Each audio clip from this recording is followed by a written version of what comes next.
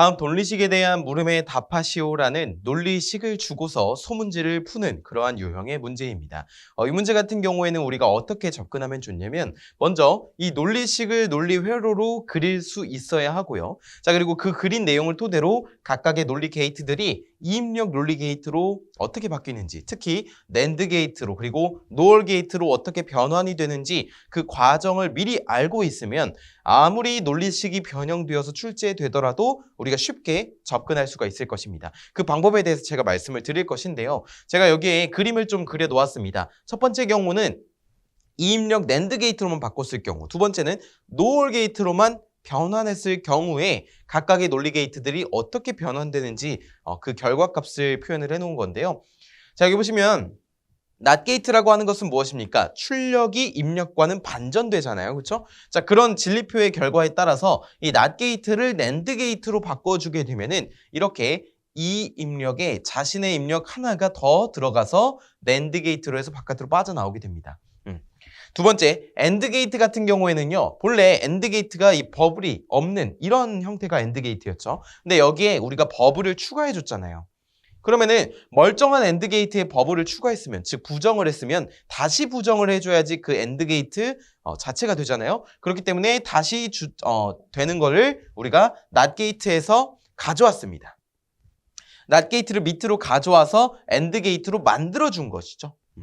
그 다음에 여기 보시면은 접속점입니다. 이거는. 그래서 이 접속점이라고 하는 것은요, 우리 논리식 그리고 시퀀스 밸류를 그릴 때 반드시 표시를 해줘야 합니다. 여기에 점을 찍지 않았다면 이 점선은 분기선은 접속되지 않았다는 것을 의미하거든요. 그렇기 때문에 요즘 시험에서도 다 이렇게 접속점에 대한 표기 방법을 나타내고 있습니다. 접속과 비접속을 구분할 수 있게끔요. 그렇기 때문에 여러분들도 이 접속점을 반드시 찍어 주셔야 된다는 거.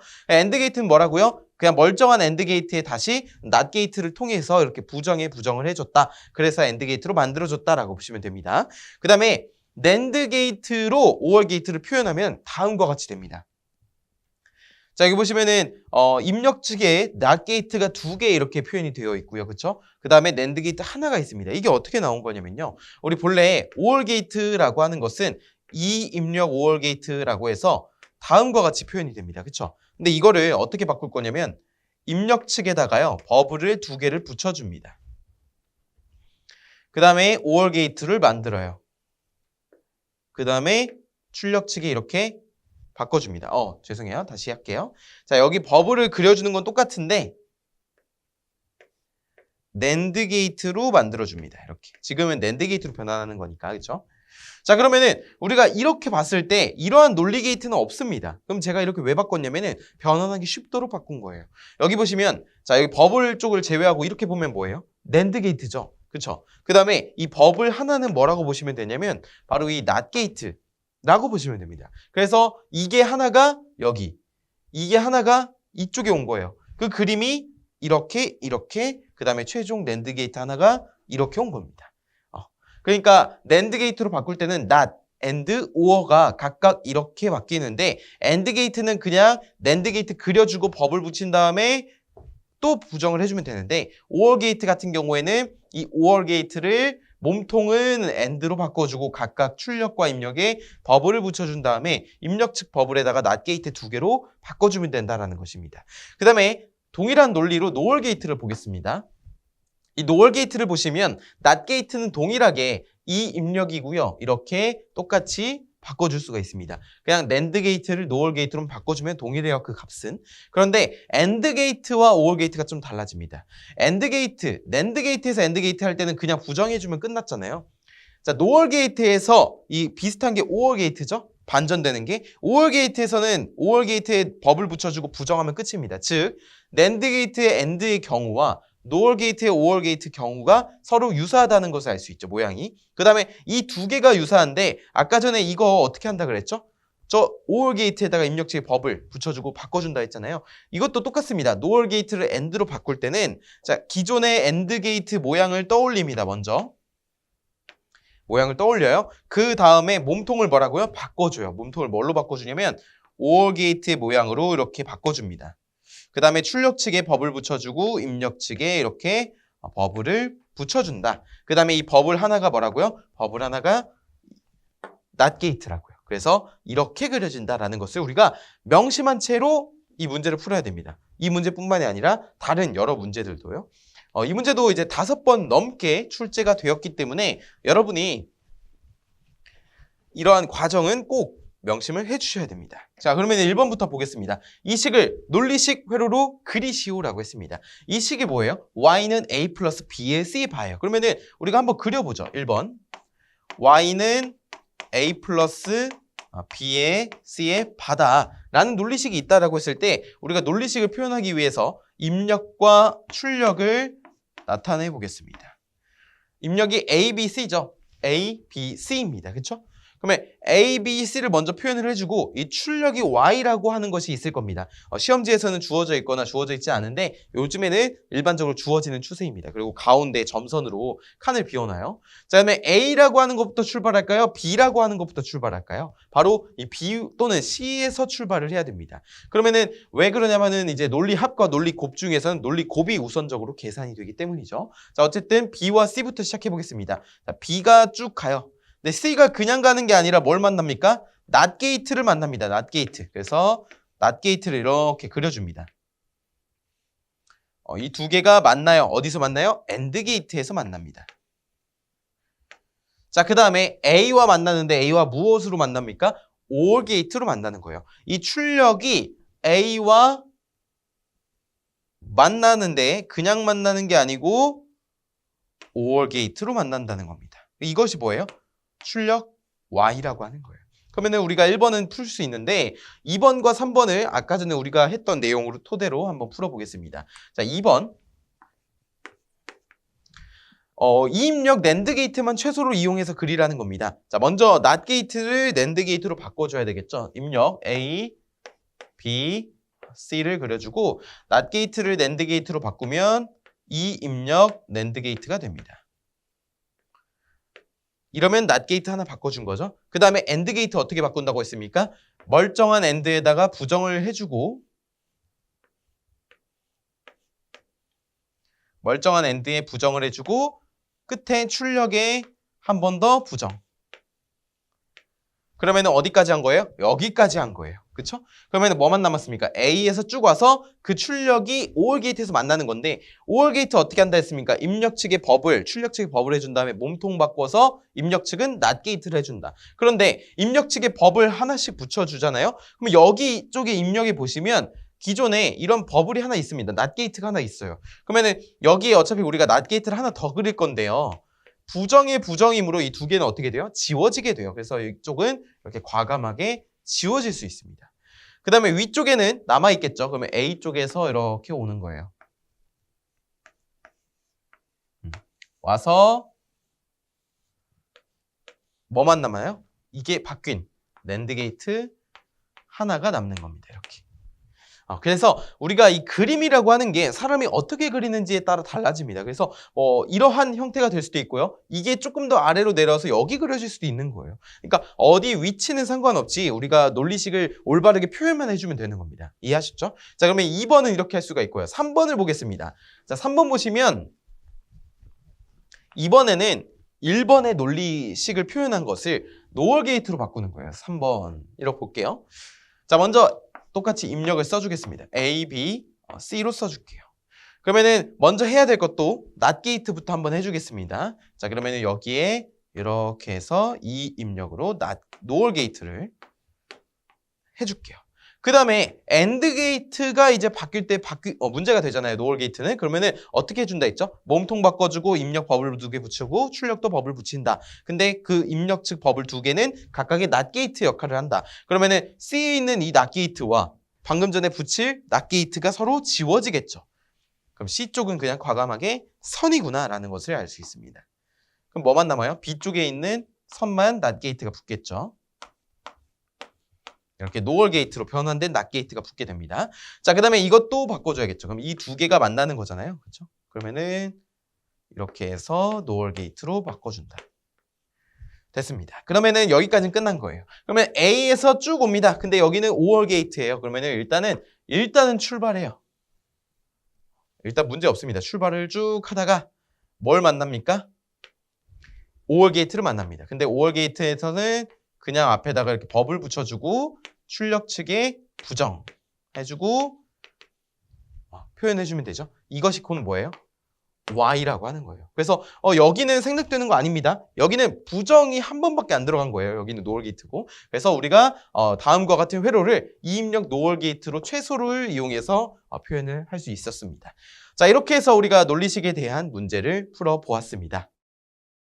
그림과 같은 유접점 회로를 무접점 회로로 바꾸고 이 논리 회로를 낸드만의 회로로 변환하시오라는 문제입니다. 자, 이러한 유형도 출제가 되는데요. 즉 유접점 회로와 무접점 회로가 결합된 문제입니다. 자, 보시면은 자, A와 B가 동시에 접점이 닫히면 램프가 점등이 되고요.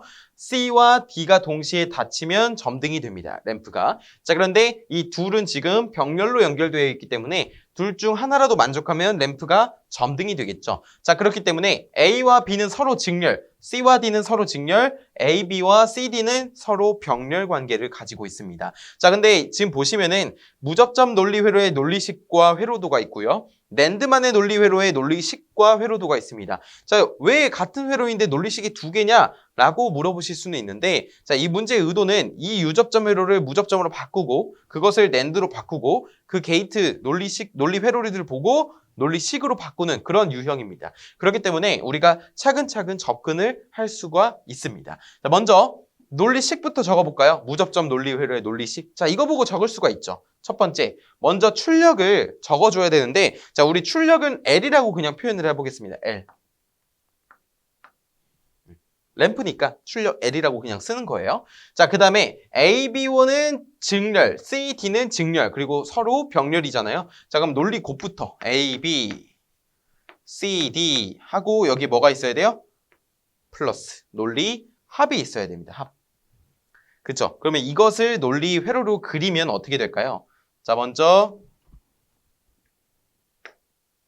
A. 이거 칸이 좀 작네요. 일단 입력부터 쓸까요? A, B, C, D 이렇게 되네요. 자, 그러면 A, B가 어디서 만나냐면은 AND 게이트에서 만나고요. 자, 그 다음에 C와 D가 어디서 만나냐면은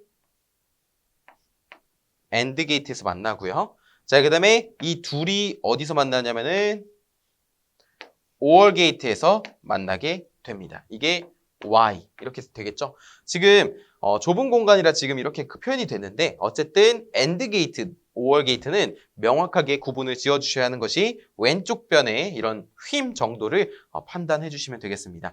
자, 그래서 이거 이렇게 게이트가 3개가 쓰였잖아요. 자, 이것을 이용해서 낸드 게이트로만 바꿀 겁니다. 낸드 게이트로만 바꿀 때는 AND는 그냥 앞에 부정 해주면 되지만 OR 게이트는 신경을 써줘야 되죠. 자, 그래서 이 낸드 게이트의 회로는 이쪽에다 좀 큰 데다가 그려보겠습니다. 먼저 A, B, C, D가 있을 때 먼저 AND 게이트만 볼게요. A, B 쪽에 AND 게이트를 보시면 여기에다가 낸드 게이트를 이렇게 바꿔줍니다. 버블을 붙이죠. AND 게이트에다가. 근데 멀쩡한 것에 버블을 붙였으니까 다시 어떻게 해줘야 돼요? 버블을 붙여서 부정을 해줘야 됩니다. C, D도 마찬가지죠. 여기도 똑같이 낸드 게이트, 그 다음에 낸드 게이트. 이렇게 그려줄 수 있겠습니다. 자, 그러면 제가 지금 이 부분까지 한 거예요. 그럼 이제 남은 건 OR 게이트인데요. OR 게이트는 어떻게 한다고요? 제가 그리면 이렇게 해서 이런 OR 게이트는 이렇게 바뀝니다. 먼저 AND 게이트로 낸드 게이트로 바꿔줘요. 이렇게. 그리고 입력 측에다가 버블을 2개를 그려줍니다. 그 다음에 이 각각의 버블에 해당하는 것을 NOT 게이트를 바꾼 이 낸드 게이트로 바꿔주게 됩니다. 그러면은 이 그림이 어떻게 바뀌냐면은 낸드 게이트 하나, 낸드 게이트 둘, 낸드 게이트 셋 이렇게 바뀌게 됩니다. 아까 전에 있던 버블 2개가 각각 하나씩이 된 거예요. 자, 이러한 형태가 어디에 들어가야 된다고요? 여기에 들어가야 돼요. 근데 보시면은 이 선이 이 선과 만나고요. 이 선이 이 선과 만나게 됩니다. 그래서 여기 보시면 NOT 게이트가 하나 있죠? 어떻게 돼요? 있잖아요. 그러면 어떻게 돼요? 지워지죠. 부정의 부정이니까 없어지잖아요. 지워지게 되고 여기도 똑같이 두 개가 직렬로 연결되어 있으니까 지워지게 됩니다. 그럼 결과적으로 이 낫게이트와 이 낫게이트는 지워지게 되죠. 그럼 뭐만 남습니까? 이것만 남았네요. 자, 따라서 옆에 이렇게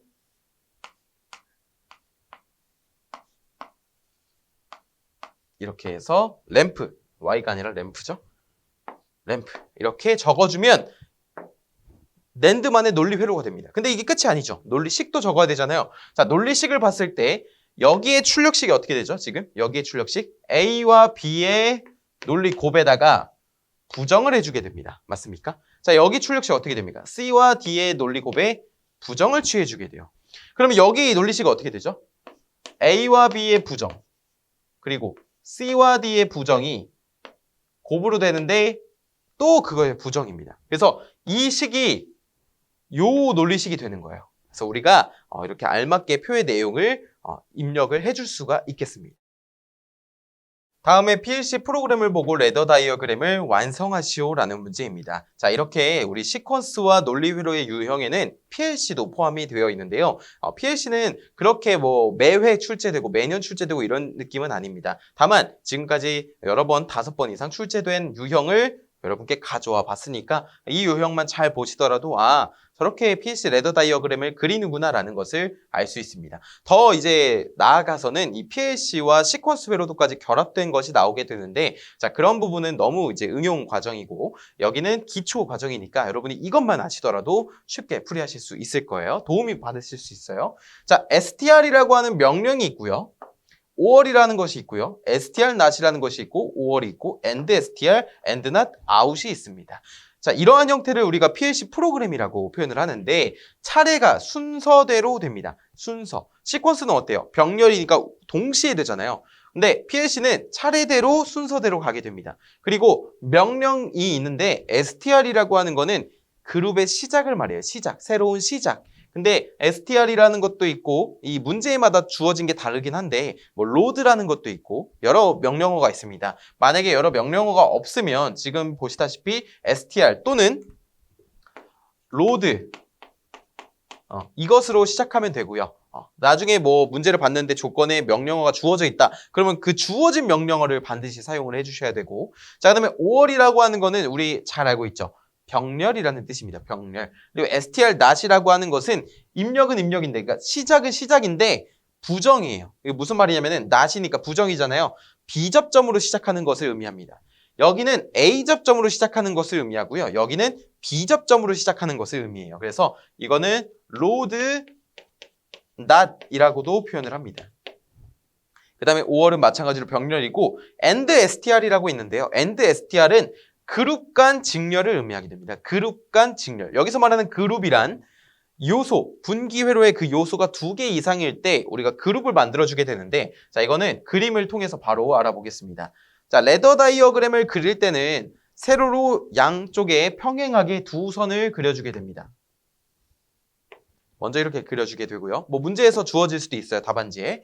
자, 그리고 위에서부터 채워나가는 거예요. 왼쪽에서 오른쪽, 위에서 아래로 채워나가는 겁니다. 자, 먼저 시작인데 P00로 되어 있는데요. 레더 다이어그램에서는 A접점이 이런 식으로 되어 있습니다. 마치 컵페이스터와 같이 이러한 형태로 되어 있는 것이 A접점의 시작을 의미합니다. A접점. 자, 그리고 5월입니다. 5월은 뭐예요? 병렬이죠. 자, 병렬이면 여기에서 또 다른 P01과 만나게 됩니다. 점을 꼭 찍어주셔야 되고요. 자, 각각의 번지도 빼놓지 않고 적어줘야겠죠. 자, 이렇게 적어줄 수 있겠습니다. 그러면 여기까지가 뭐냐면 지금 1번 차례까지예요. P00와 P01이 병렬로 만났다라는 것을 의미하게 되고요. 이렇게 쭉 가게 되는데 갑자기 또 다른 시작이 나왔습니다. 만약에 여기에 있잖아요. AND라는 것이 나오면 AND라는 것은 직렬이잖아요. 만약에 뭐 AND P02 이렇게 나왔다. 그러면 여기에 P02가 이렇게 AND로 연결이 되고 이렇게 쭉 갈 거예요. 그런데 여기에 str이 또 다른 그룹의 시작이 나왔다라는 것은 이 뒤쪽에 다른 그룹이 있다는 것을 의미하게 됩니다. 그래서 무슨 말이냐? 먼저 P02, 근데 not이잖아요. B접점을 그려줍니다. PLC에서 B접점은요. 1시에서 7시로 빗변을 그어주는 거예요. 빗금을. 이렇게 A 접점에 대각선으로 그어주시면 됩니다. 사선을. 자, 그래서 이것을 P02인데 자, 이게 그룹의 시작이라고 했잖아요. 그러면 이게 어떤 그룹과 만나냐면은 이 5월과 만납니다. P03. 여기서 또 다른 번지가 등장하게 되죠. P03 이렇게 됩니다. 그럼 여기까지 한 거예요, 우리가. 그 다음에 뭐가 나오냐면은 AND STR이 나오는데요. AND STR이라고 하는 건 그룹 간의 연결을 의미합니다. 그룹과 그룹 간의. 근데 지금 보시면 P00와 P01이 여기서 이미 한 그룹을 이뤘고요. 또 다른 시작을 나타냄으로써 이 P02와 P03가 또 다른 그룹을 이뤘다는 것을 알 수 있습니다. 즉, 그룹과 그룹이 만났잖아요. 그러면 뭐든지 그룹 간의 연결을 나타내는 것이 있어야 해요. 그래서 여기 AND STR이라고 하는 것은 그 그룹과 그룹이 직렬로 만났다는 것을 의미하게 되고요. 만약에 5월이라고 하는 것은 그룹과 그룹이 병렬로 만났다는 것을 의미하게 됩니다. 자, 그게 무슨 말이냐면은 지금 이러한 형태는 이 그룹과 이 그룹이 직렬로 만났다는 거예요. 여기도 이어져 있고 여기도 이어져 있잖아요. 직렬로 만났다는 것이 있어서 AND STR이라고 했는데 만약에 5월 STR이 되려면 이렇게 해야 됩니다.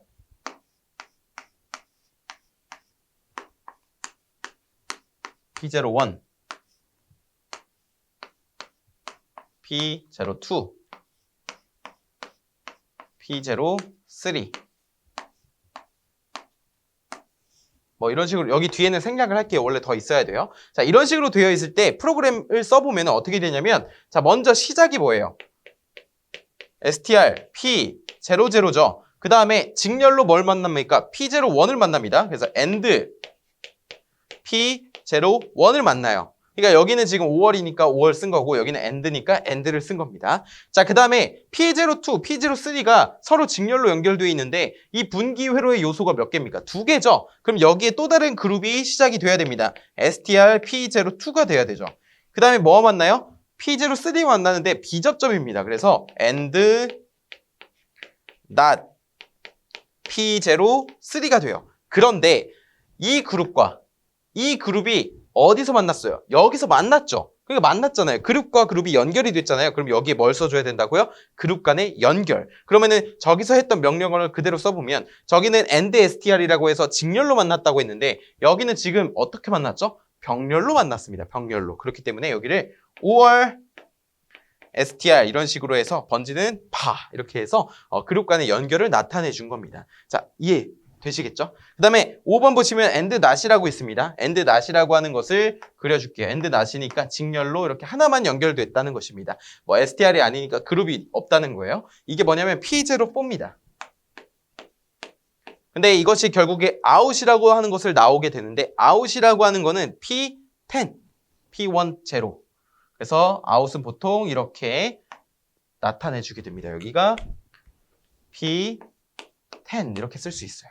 네, 레더 다이어그램에서 출력을 나타내는 건 여러 가지가 있습니다. 지금 보시는 바와 같이 이렇게 동그라미로 나타내기도 하고요. 이 동그라미로 나타내서 요 안에다가 P10 이렇게 집어넣기도 하고요. 또는 출력을 이렇게 해서 여기에 P10 이렇게 적기도 합니다. 그러니까 출력을 표현하는 방법에는 여러 가지가 있다는 점. 어쨌든 이 프로그램을 보고 레더 다이어그램을 완성을 할 때는 양쪽에 세로선을 긋고 각각의 레더 다이어그램 접점을 채워넣으면 되는 문제입니다. 무조건 순서대로 그려주시면 쉽게 그려주실 수가 있고요. 제가 옆에 번외로 말씀드린 이 사항도 꼭 기억을 하셔서 나중에 다른 문제를 만났을 때 이런 거였지 라는 것을 기억하면서 문제를 푸시면 조금 더 도움이 되지 않을까 생각합니다.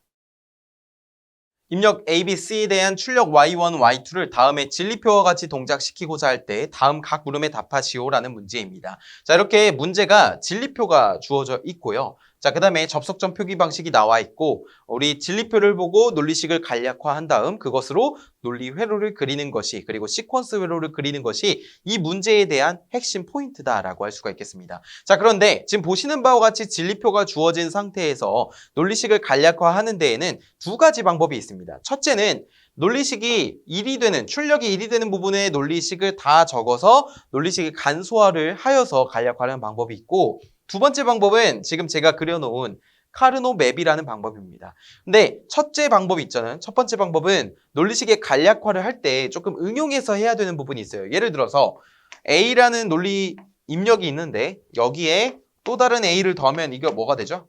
그냥 A가 되죠. 그러니까 이런 변형을 위해서 추가로 더해주는 이런 부분들이 있다는 말이에요. 근데 이거에 처음 접근할 때는 조금 어렵게 느껴질 수가 있습니다. 그래서 제가 개인적으로 권해드리는 방법은 바로 카르노 맵입니다. 카르노 맵. 카르노 맵은요. 입력이 3개면 지금 진리표가 몇 칸이죠? 8칸이죠? 이 8칸을 그대로 씁니다. 만약에 입력이 4개면요. 2의 4제곱, 16칸. 만약에 입력이 2개면 2의 2제곱, 4칸만 그려주시는 거예요. 근데 그려줄 때 보통 이렇게 8칸이 보통 많이 출제가 되고요.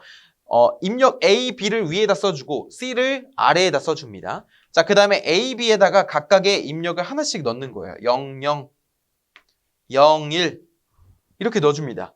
그 다음에 차례가 1, 0인데요. 우리 카르노 맵에서 이렇게 위에 줄에 이렇게 넘어갈 때 주의해야 할 점은 이 왼쪽에 직전의 숫자와 위치가 일치하는 것이 하나는 있어야 돼요. 무슨 말이냐? 0, 0에서 0, 1 갈 때 0은 그대로 가만히 있었습니다. 그러니까 이전 숫자와 0이라는 것은 동일하게 있죠. 이래야 되는데 만약에 0, 1에서 1, 0으로 간다고 해볼게요. 그러면은 0, 1, 1, 0 하나도 안 겹치잖아요. 그래서 못 갑니다. 그래서 여기에 뭐가 와야 되냐면 1, 1이라는 것이 와야 돼요. 1을 그대로 가져가는 거죠. 그 다음에 이제 비로소 1, 0이 되는 겁니다. C는 0과 1밖에 없으니까 이렇게 적어줄게요. 자, 그러면 뭐 해야 되냐면 이제 Y1부터 할 거예요. Y1에 1이 되는 입력을 다 가져옵니다. 자, 1이 되는 거 0, 0, 0이죠. 자, 그러면 0, 0, 0이니까 0, 0, 0입니다. 여기가 1. 그 다음에 1, 0, 0입니다. 1, 0, 0, 1. 그 다음에 1, 1, 0입니다. 1, 1, 0, 1. 이렇게 하고 나머지는 뭐예요? 다? 나머지는 0, 0, 0, 0, 0 이렇게 되겠죠. 맞습니까? 자, 그러면은 이렇게 했을 때 카르노 맵을 완성을 했고요. 이제 묶어주는 작업을 할 건데 카르노 맵에서 묶어줄 때는 2의 거듭 제곱만큼 묶어주게 됩니다. 2의 제곱만큼. 2의 제곱, 2의 세제곱, 2의 4제곱, 2의 5제곱, 2의 6제곱 이런 식으로 2의 거듭 제곱만큼 묶어주셔야 돼요. 그리고 2의 0제곱도 되죠. 2의 0제곱 뭐죠? 1이잖아요. 정 묶을 게 없으면 하나만 묶으면 되는데 이게 무슨 말이냐면은 카르노 맵의 왼쪽과 오른쪽은 서로 이어져 있습니다. 그러니까 이것을 뽑아서 서로 이었다고 보시면 돼요. 그래서 여기 있는 1과 여기 있는 1이 이어져 있는 겁니다. 무슨 말이냐면은 묶을 때 이렇게 하나 묶고요. 이것이 넘어와서 이렇게 묶어진다는 거예요. 지금 몇 개 묶었어요? 1을 2개 묶었죠? 2의 1제곱만큼 묶은 겁니다. 근데 2의 2제곱만큼 묶으려 했는데 4개가 연속된 게 없잖아요. 그래서 못 묶은 거예요. 자, 그 다음에 1이 하나 남았습니다. 근데 여기서 1을 이렇게 동그라미 하나만 치면 안 돼요. 왜 그러냐면은 옆에 1이 붙어 있기 때문이죠. 여기 또는 여기 붙어 있잖아요. 그렇기 때문에 다른 걸로 또 묶어줘야 됩니다. 이런 식으로 묶어줄 수가 있어요. 3개는 묶을 수 없습니다. 아무리 여기가 이어져 있다 해도 3개는 그런 거 없죠. 2의 제곱이 3이 되는 경우는 없잖아요. 그래서 이렇게 2가지 경우가 있는데 이런 식으로 묶다 보면은 1이 다 사라집니다. 묶은 것이. 그쵸? 그러면은 이제 빈 1이 없잖아요. 비어있는 1이 없으니까 그제서 멈추는 겁니다. 이제 그럼 논리식을 정리를 해야 되는데 어떻게 정리를 하냐라고 했을 때는 고정된 값을 살리는 겁니다. 고정된 값을 살리는 거. 그것만 기억해 주세요. 고정값 살리기. 무슨 말이냐면은 자 0, 0, 0입니다. 그러면 0, 0, 0일 때 1이고 여기는 빨간색만 보는 거예요, 여러분. 지금 파란색 안 보고 빨간색만 보시면 됩니다. 0, 0, 0일 때 1이고 1, 0, 0일 때 1입니다. 그럼 고정된 거 뭐예요? 0, 0, 0, 1, 0, 0. 뒤에 있는 0, 0이 고정이죠. 근데 0, 0이 뭡니까? B, C잖아요. A는 어때요? 0일 때도 1이고 1일 때도 1이죠. 그럼 뭐라고 판단하면 되면 이 빨간색 경계선에서는 A라는 것이 출력에 영향을 주지 않구나. 0이든 1이든 상관없구나 라고 판단해야 된다는 겁니다. 변하는 값을 쓰는 것이 아니라 고정된 값을 써야 돼요. 그러니까 빨간색 경계에서 이 1일 이유는 B가 0이거나 C가 0이야. 둘 다 0이어야 된다 라고 판단을 해야 됩니다. 그래서 논리식을 쓸 때 Y1이라고 하는 것은 B가 0이고 C도 0이어야 한다. 이게 첫 번째 조건이고요. 또는 이제 파란색으로 넘어가게 되죠. 이제 논리 합으로. 이 경우도 있다는 겁니다. 110, 100일 때가 있습니다. 그러면은 110일 때와 100일 때 겹치는 거 뭐예요? 1과 0이죠? 1과 0이죠? B는 어떻습니까? B. 파란색에서 1일 때, 0일 때 둘 다 1입니다. 그래서 B는 영향을 주지 않구나. 그러면 A와 C만 살려서 A와 C인데 C의 제로죠. 자, 이러면은 비로소 묶어줄 수가 있겠습니다. A 플러스 B의 바에 C의 바. 이런 식으로 묶어줄 수가 있는 거죠. 그러니까 Y1의 출력식은 이렇게 된다는 겁니다. A 플러스 B의 바에 C의 바. 자, 그 다음에 이제 Y2를 보셔야 되는데요. Y2도 카르노 맵으로 그리면 좋겠지만 지금 사실 보시면 Y2는 어때요? 1이 굉장히 많습니다. 1이 굉장히 많아요. 그래서 이번에는 거꾸로 Y2의 부정을 한번 먼저 구해보려고 해요. Y2의 부정. 이렇게 1이 많을 때만 쓸 수 있는 방법이에요. 자, Y2의 부정이라고 하는 것은 부정이 되려면 뭐와 뭐밖에 없습니까? 001, A, B, 바, C. 그리고 또는 어떨 때 0이에요? 101일 때 부정입니다. 0이죠. 이렇게 되나요? 맞습니까?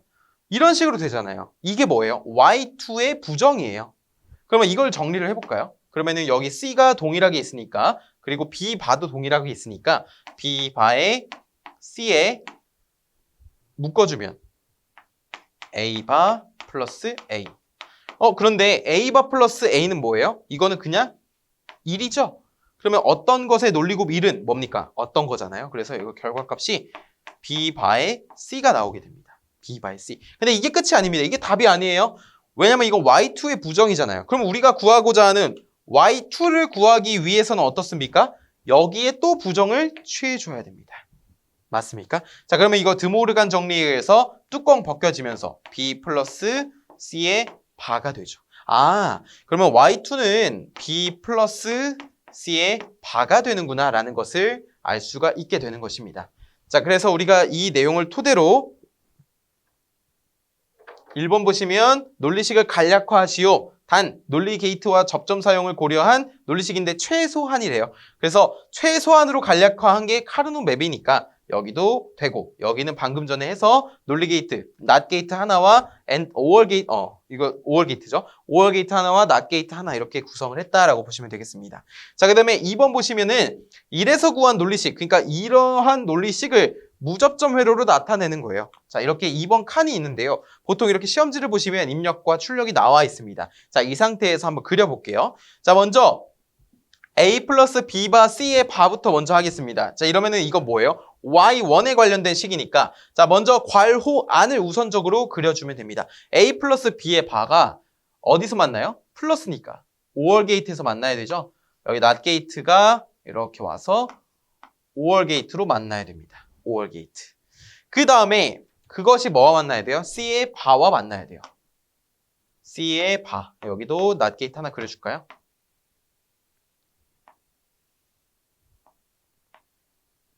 AND 게이트로 만나야 되죠. 그 다음에 이것을 이렇게 이어주면 돼요.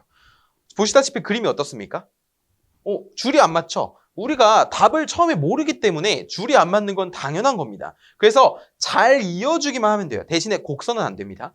여기서 이렇게 S자로만 그리시면 안 돼요. 그런 거 말고 우리는 지금 답을 모르는 상태, 식밖에 모르는데 논리회로가 어떻게 그리는지 모르잖아요. 아직 그려지기 전까지는. 그렇기 때문에 여러분도 그림이 왜 이렇게 못생겼지? 이러면은 오답되는 거 아니야? 라고 걱정하실 수도 있는데 그런 걱정하지 마시고 그냥 차분하게 선만 잘 이어주시고 게이트만 명확하게 잘 표기를 해주시면 되겠습니다. 자, 이게 첫 번째 Y1의 논리 회로였고요. 두 번째 Y2를 볼게요. B 플러스 C의 바니까 자, B는 여긴 부정이니까 여기서 나가면 안 되겠죠. 여기서 하나 뺍니다.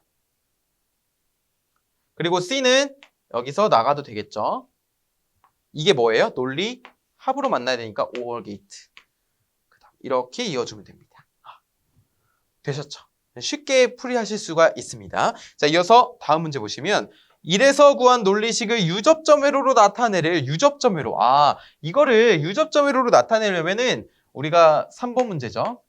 시퀀스 회로니까 가로로 평행한 두 줄을 긋습니다. 아마 문제 시험지에서 다 양식이 있을 거예요. 자, 그 다음에 여기에 출력 뭐가 있어요? Y1. 이쪽에 출력 뭐가 있습니까? y2가 있습니다. 그 다음에 여기서 구한 식을 바꾸는 거니까 먼저 y1부터 볼게요. 괄호 안부터 보면은 a와 b의 바는 뭐예요? 병렬로 연결되어 있고 그것이 c의 바와 직렬로 연결되어 있습니다. 그래서 그려볼게요. 논리식에서 그냥 표현한 거는 a 접점이죠. a와 b 바 여기는 a 이것이 만나서 c의 바와 직렬로 연결되어 있습니다. 이때 주의하셔야 될 것은 점을 꼭 찍어 주셔야 된다는 거. 아시겠죠? 자, 그 다음에 뭐 이거 점을 여기로 당겨와도 상관없습니다. 그래서 이렇게 이어도 상관없어요. 이어지기만 하면 됩니다. 그 다음에 뭐예요? b 플러스 c의 바죠. 자, 이게 y2도 마저 그려버리면 b 논리 합이니까 c의 바 이렇게 해서 이은 다음에 쭉 내려서 y2 자 이렇게 놓을 수가 있겠죠. 여기도 마찬가지로 점을 찍어 주셔야 합니다. 자 이렇게 하면 우리가 주어진 논리식을 무접점 회로로 나타냈고요. 유접점 회로로 나타냈습니다. 무접점 회로에서도 마찬가지로 이 이어지는 이 접속점을 반드시 표기를 해주셔야 됩니다. 왜냐? 이제 문제에서 이걸 다 줍니다. 애매한 상황을 방지하기 위해서 접속점을 안 찍으면 비접속, 찍으면 접속으로 간주하겠다는 거예요. 그래서 여기서 유의할 것은 또 이렇게 안 이어지는 이 부분이 있죠. 이 부분 피해간다고 해서 이거를 이렇게 그리시는 분들도 계십니다. 예전에 문제 보면 이런 것들도 있는데 이제 이렇게 하지 마시고 그냥 점을 안 찍으면 됩니다. 아시겠죠? 점을 안 찍으면 비접속이니까 너무 신경 쓰지 마시고 그리고 만약에 틀리면 그냥 수정 테이프로 수정하면 되니까 그것도 걱정하지 마시고 이 문제에 대한 유형을 잘 학습하셔서 여러분의 것으로 만들면 좋겠습니다. 그림의 회로는 푸시버튼 스위치 PB1, PB2, PB3를 온 조작하여 기계 ABC를 운전한다. 이 회로를 타임 차트의 요구대로 병렬 우선순위 회로로 고쳐서 그리시오라는 문제입니다. 자, 여기서 말하는 병렬 우선순위란 병렬로 연결이 되어 있는데 먼저 동작하는 게 우선권을 갖는다라는 겁니다. 무슨 말이냐? 버튼이 지금 3개가 있잖아요. PB1, PB2, PB3가 있을 때 지금 이러한 회로도가 있을 때 여기서 이걸 누르면 R1만 동작하고 여기는 여자 되지 않고 PB2를 누르면 릴레이 2만 여자가 되고 릴레이 1, 3는 여자 되지 못하고 PB3를 먼저 누르게 되면 릴레이 3는 여자 되지만 릴레이 2와 1은 여자 되지 못한다. 즉 병렬로 되어 있는데 우선권을 먼저 누른 사람이 갖는다라는 것을 우리가 병렬 우선순위 회로로 말하게 됩니다. 자, 이걸 뭐라고 부르냐면은 선입력 우선 회로라고 표현을 합니다. 자, 그런데 타임 차트가 지금 이렇게 주어져 있어요. 1, 2, 3가 되어 있습니다. 1인 경우를 보시면 PB1을 먼저 누른 경우고 타임 차트 2는 PB2를 먼저 누른 경우고요. 타임 차트 3는 PB3를 먼저 누른 경우입니다. 그리고 조건이 있는데 R1, R2, R3는 계전기이며 이 계전기에 보조 A 접점 또는 보조 B 접점을 추가하거나 삭제해서 작성하되 불필요한 접점을 사용하지 않도록 할 것이며 그러니까 보조 A 접점, 보조 B 접점 말고는 하지 마라. 즉 예시에 나와 있는 접점 말고는 절대 그리지 마라 라는 것이고 보조 접점에는 접점의 명칭을 기입하도록 할 것이라고 해서 예시처럼 접점을 그리고 명칭을 그리는 것을, 명칭을 작성하는 것을 원칙으로 한다라고 보여주고 있습니다. 자, 그래서 우리가 타임 차트별로 한번 그림을 그려볼게요. 첫 번째 타임 차트입니다. 자, PB1을 먼저 눌렀을 때 어떻습니까? 릴레이 1은 쭉 갑니다. 맞습니까? 그렇죠.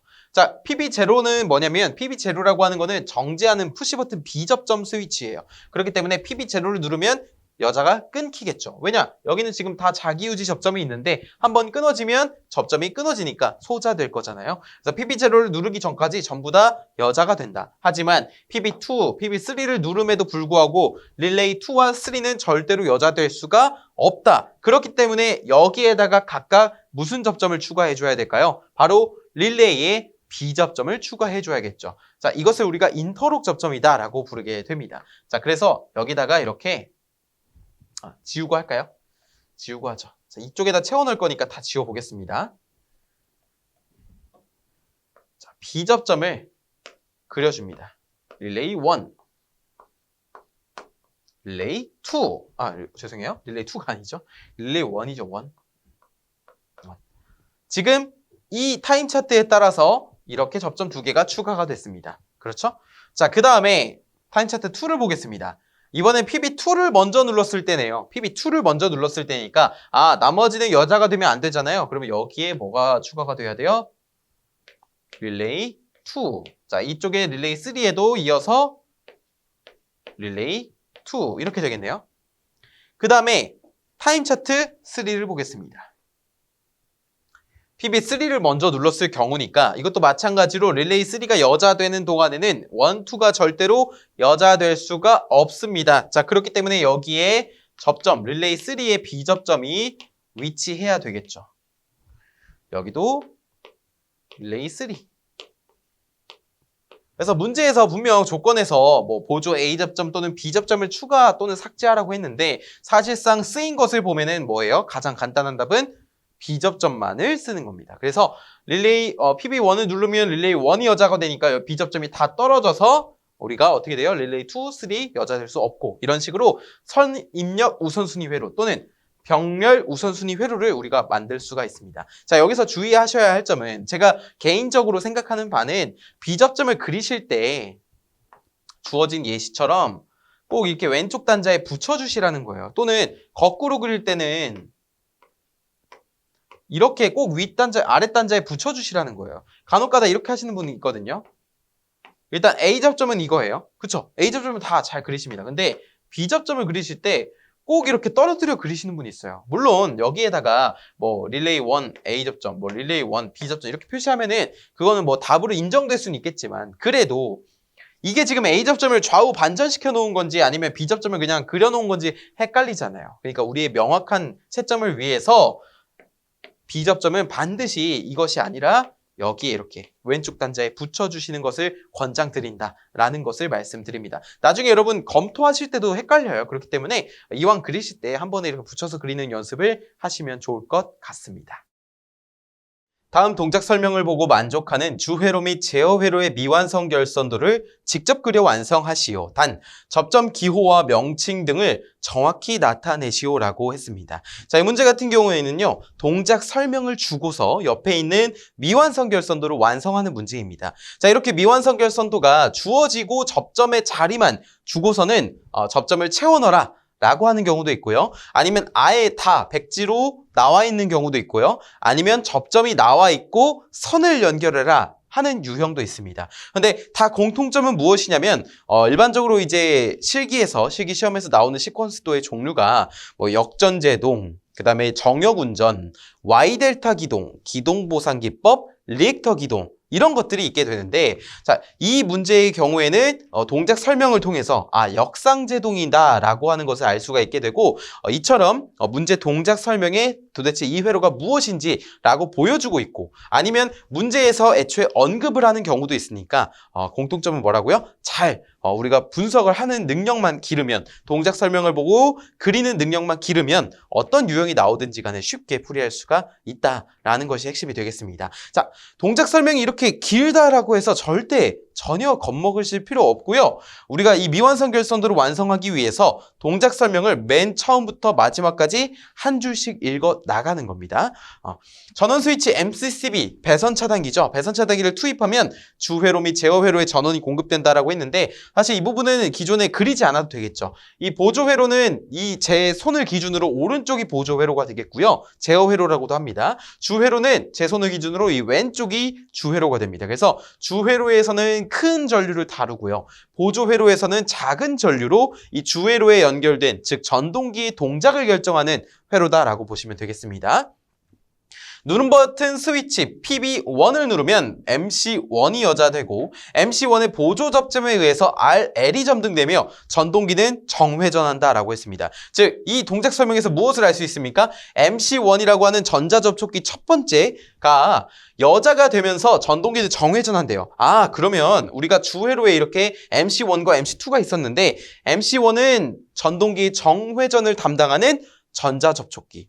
MC2는 무엇이냐면 이 밑쪽에 보시면 MC2는 자기 유지되어서 전동기가 역회전을 한다고 되어 있습니다. 그렇기 때문에 MC2는 역회전을 담당하는 전자접촉기다라고 해서 먼저 분류를 시켜 놓을 필요가 있습니다. 자, 그 다음에 보시면 MC1이 여자되고 MC1의 보조 접점에 의해서 RL이 전등된다라고 했습니다. PB1을 눌렀을 때를 볼게요. 자, 이런 상태에서 우리가 PB1을 지금 다 주어져 있지 않잖아요. 그러면은 먼저 볼 것은 바로 PB1입니다. 주어져 있기 때문에. PB1을 제가 눌렀습니다. 그러면 어떻게 될까요? 전류가 이렇게 흘러가서 자, 이쪽으로 가는데 눌렀을 때 MC1이 여자가 되어야 합니다. 그러면은 이 두 개의 접점 자리 있죠? 자, 이 자리가 B접점이어야 할까요? 아니면 어떤 것이 여자된 다음에 붙는 A접점이어야 할까요? 바로 B접점입니다. 어떻게 알 수 있냐면 PB1을 누르기만 해도 다른 영향 없이 이것이 여자가 되어야 하기 때문에 평상시에 닫힌 접점이어야지만 전류가 흘러갈 수가 있게 되는 것이죠. 그래서 이 두 자리는 B접점이 들어가겠구나라는 것을 알고 있어야 한다는 것입니다. 자, 그 다음에 PB1을 눌러서 이게 여자가 됐습니다. 그러면 여자가 되었을 때 보조 접점에 의해서 RL이 점등이 되는데요. RL, 레드램프가 어디 있냐면 여기 있습니다. 자, RL을 보시면 위에 접점 하나가 뚫려 있네요. 즉, MC1이 여자가 되는 것이니까 여기에다가 뭘 적어주면 돼요? MC1의 A 접점을 적어주면 됩니다.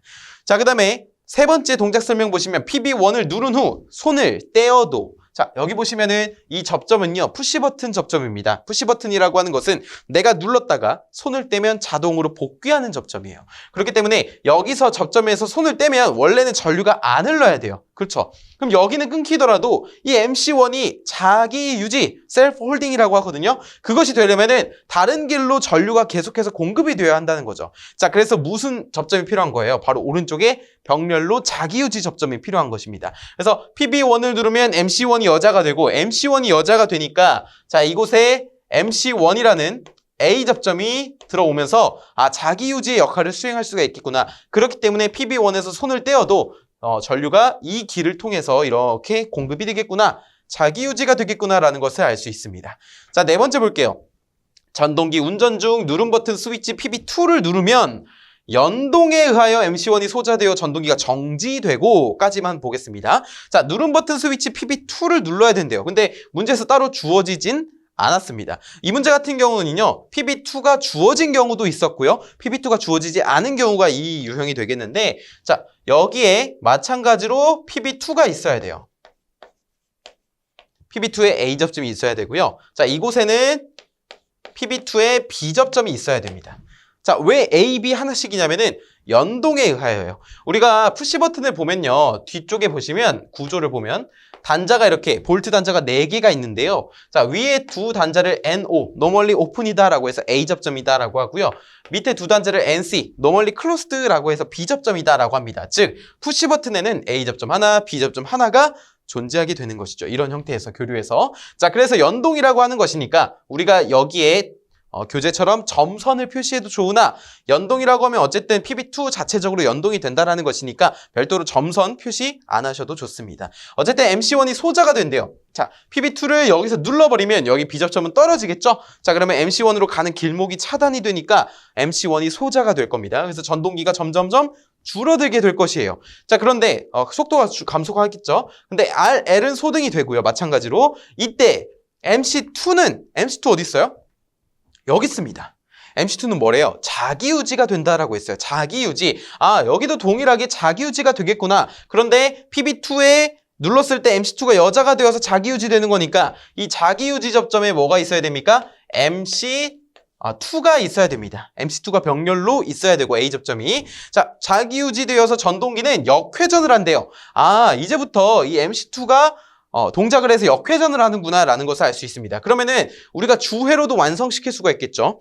자, 먼저 이렇게 보겠습니다.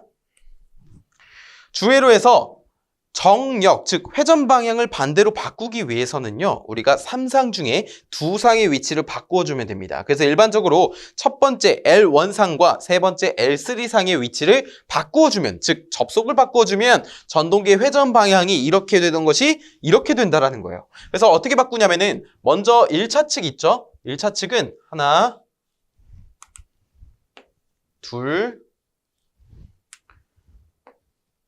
셋. 자, 이렇게 연결을 해줍니다. 그러니까 그대로 첫 번째는 첫 번째, 두 번째는 두 번째, 세 번째는 세 번째로 연결을 해줍니다. 자, 그 다음에 제가 뭐라고 말씀드렸죠? 마지막에 결선을 두 상을 바꾸어줘야 된다. 그러면 L1과 L3만 바꿀 거예요. 자, 여기가 L1이고 L2고 L3예요. L2는 그대로 두는 겁니다. 자, 여기서 한번 바꿔볼게요. 세 번째가 어디로 가야 돼요? 원래 세 번째였는데 첫 번째로 가야 되겠죠? 자, 그래서 첫 번째로 이렇게 슉 갑니다. 자, 이때 이 지나가는 길목에 접속점 찍으면 안 됩니다. 그러면 접속이란 뜻이에요. 자, 반드시 우리가 접속하고자 하는 곳에만 접속점을 찍어 주셔야 됩니다. 자, 그 다음에 두 번째는 그대로 간다라고 했어요. 그 다음에 이 첫 번째에 있던 거는 세 번째로 이렇게 가면 됩니다. 그럼 이게 뭐예요? 전동기의 정역 회로가 되는 것이죠. 자, 그리고 역회전을 하고 타이머가 여자가 된다라고 했습니다. 타이머는 MC2와 병렬로 연결되어 있기 때문에 이 MC2가 여자가 되면 타이머도 같이 여자가 되어요. 그러면 타이머가 여자되면 똑딱 똑딱 해서 설정 시간이 동작하게 됩니다. 자, 이때 GL이 점등된다라고 했으니까 MC2의 A 접점이 여기에 이렇게 있어야겠네요. 여기에 MC2. 그쵸? 자, 그 다음에 타이머 설정 시간 후 타이머가 여자되고 나서 만약에 3초다라고 하면은 여자된 시점으로부터 3초를 세는 겁니다. 자, 그러면은 역회전 중인 전동기는 정지한대요. 아, 그러면 타이머의 설정 시간이 지나면 이 MC2가 멈춰야 되겠구나. 소자가 돼야 되겠구나. 그러면 여기에 어떤 접점이 들어가야 된다는 거예요? 여기에 한시 동작 순시복귀 B접점이 들어가야 되는 겁니다. 타이머 B접점. 왜 그러냐면요. 처음에 PB2를 누르면 MC2가 여자가 됩니다. 여자가 되면 자기유지가 되겠죠? 그러면 여기서 손을 떼어도 이렇게 전류가 흘러갈 것입니다. 그렇죠? 여기는 아직 몰라요. 여기는 B접점이라고 하는 거예요.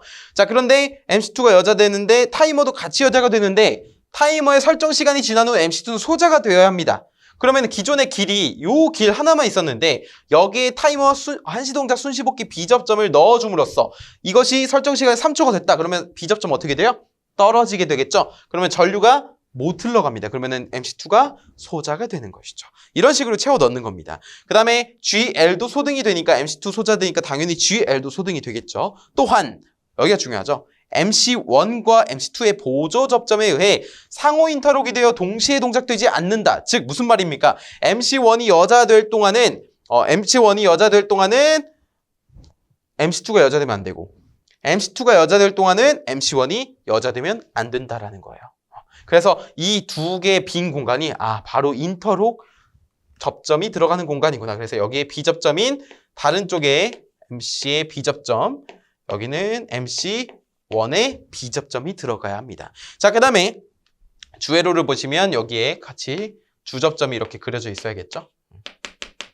이 점선은요 뭐냐면 3극을 동시에 개폐하는 겁니다. 그러니까 하나만 개폐되는 게 아니라 이 3극이 동시에 개폐가 된다라고 보시면 되겠습니다. 그다음에 전동기 운전 중 과전류가 감지되어 EOCR은 전자식 과전류 계정기인데요. 여기에 과전류가 흘렀을 때 EOCR이 동작함으로써 여기에 있는 B접점, 이 밑에는 A접점인데 원래는 위에 연결되어 있다가 EOCR에 신호가 들어가면은 이 접점이 A접점으로 흘러가게 되고 그럼 전류가 이 뒤쪽은 다 끊기면서 YL만 점등이 됩니다. 그 다음에 EOCR 이 친구는 여기 코일, 양당 코일에 전류가 계속해서 인가가 되거든요. 그래서 항상 전원을 인가해줘야 하는 전자장치입니다. 자, 그 다음에 EOCR을 리셋하면 다시 초기 상태로 복귀된다라는 것입니다. 그래서 우리가 지금 이 회로는 이제 정역 회전일 때 역상 제동에 관련된 회로인데 추후에 이제 뭐 기동 보상기법이라든지 리액터 기동법이라든지 Y 델타 기동이라고 한다면 이 뒤에 보조 회로도 바뀌겠지만 주 회로의 변경점이 큽니다. 주 회로의 변경점에서 우리가 기출 문제를 풀어갈 때 그 주 회로가 어떻게 생겼는지 유형별로 정리할 필요가 있겠고요. 그것을 정리를 했을 때 주회로를 한번 빈칸에다가 접점만 그려 넣으시고 주회로 결선하는 것도 한번 연습을 해보시면 좋을 것 같습니다. 자, 그럼 다음 문제 풀어보겠습니다. 다음과 같은 아파트 단지를 계획하고 있다. 주어진 규모 및 참고 자료를 이용하여 다음 각 부름에 답하시오라는 테이블 스펙의 문제입니다. 자, 여기서 말하는 테이블 스펙이라고 하는 것은 우리가 풀이할 때 필요한 내용들을 표에서 발췌하는 그런 유형의 문제다라고 할 수가 있겠는데 이 테이블 스펙 유형 자체가 뭐 매 회차, 매년 이렇게 출제되는 것은 아닙니다. 다만 이제까지 쭉 5번 이상 출제된 테이블 스펙의 빈출 유형이 바로 이 문제다라고 할 수가 있겠는데요. 자, 이 문제를 보시면 이 문제 같은 경우에는 1동, 2동 이렇게 두 동의 아파트로 구성이 되어 있고 300세대라고 하고요. 자, 그때 이 표의 세대수가 다소 달라질 수가 있어요. 만약에 변형돼서 출제된다면 이 둘의 위치가 바뀔 수도 있고요. 이 둘의 위치가 바뀔 수도 있고요. 이런 식으로 변형이 되고 뒤쪽에도 규모가 더 나와 있고 조건도 나와 있게 되는데 이 규모가 수치가 달라진다든지 아니면 공용 면적의 이런 가산부하가 달라진다든지 아니면은 상정부하가 이 부분이 달라진다든지 자, 그다음에 수용률이 달라진다든지 이런 조건들이 있게 되고 변형점이 있고 조건도 마찬가지로 여기 역률은 뭐 100%로 한다고 했지만 이 역률이 달라질 수도 있는 것이고요. 공용 부분의 수용률 또한 달라질 수가 있게 되는 것입니다. 그런데 우리가 확실한 거는 이 문제를 풀어나갈 때 일종의 순서가 있는데 그 순서를 하나하나 지켜나가다 보면은 어떤 문제가 출제되든지 간에 어떻게 문제가 출제되든지 간에 여러분이 쉽게 풀이하실 수 있을 것이다. 다만 시간은 좀 걸릴 수 있어요. 하지만 우리가 푸는 방법을 알기 때문에 그것도 잘 대비를 하실 수 있을 것이라고 생각을 합니다. 이 뒤쪽에 보시면 이런 계약 전력에 관련된 표도 있고요. 그리고 이제 소문제가 1번부터 5번까지 있는데 이 문제가 조금 줄어든다든지 문제가 늘어날 수도 있습니다. 그래서 한번 이 문제에 대해서 좀 대표적으로 저와 함께 풀이를 해보겠습니다.